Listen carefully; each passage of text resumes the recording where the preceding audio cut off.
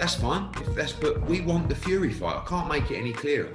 It's the only fight that AJ wants if he beats Pulev is Tyson Fury. Earlier this year, Tyson Fury and Anthony Joshua agreed on principle on a 2-fight deal. The deal included a 50-50 split. Tyson Fury was scheduled to fight December 5th, but they couldn't find anybody to fund the fight, and plus Tyson Fury wasn't happy the money he would be getting. AJ will be back in the ring December 12th against his mandatory Colbert Pulev.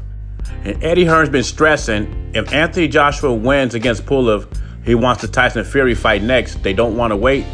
And then you have Tyson Fury and Frank Warren on the other side, and they're all about the Benjamins. They want to fight in front of a live crowd.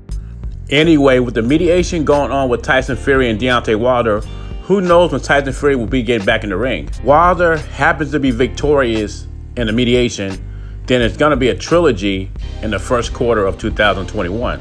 If Fury wins, he has two choices. He can take a stay busy fight or put together the Tyson Fury-Anthony Joshua fight. That will be for Undisputed, and Anthony Joshua and Eddie Hearn are trying to get that out the way before Usyk wants his mandatory. And Frank Warren is doubling down, saying his dude, Tyson Fury, will put Joshua down, put him to sleep. He says, I just don't see him losing to him. Who's a better boxer? Tyson Fury. Who has a better jab? Tyson Fury. Who is a better mover? Tyson Fury. And then he goes to the power. Why did he have to go to the power? As far as power goes, you see what Fury did to Joshua. Those are Frank Warren's words. I can buy the better boxer, the better mover, the better jabber, but Tyson Fury does not hit as hard as Anthony Joshua. I'm not buying that. I have this as a 50-50 fight, and I can easily see Tyson Fury winning by decision, outboxing Anthony Joshua.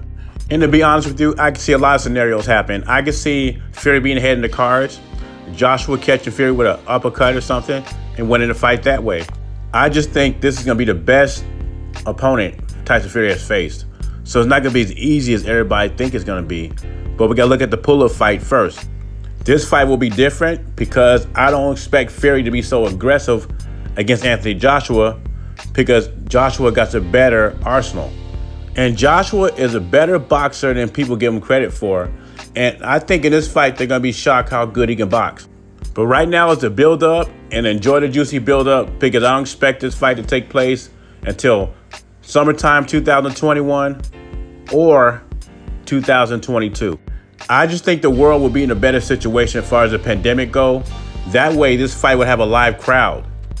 Regardless when this fight takes place or how it goes, I just don't see Fury knocking out Joshua. If he does, I'll give him credit. I just don't think he's that powerful, and he will be going in the ring with different tactics and a different strategy. Who's the bigger puncher in this fight? Do you think Tyson Fury has enough power to knock out Anthony Joshua? Leave your thoughts and comments below. JBZ. Subscribe to the channel. I'm gone. Provided we both come through our next fights, then I would like to think that this fight, me and Joshua, will finally get made years later, when we're both on top of our careers, both world heavyweight champions, and I'd like to think it can happen. It can happen twice next year.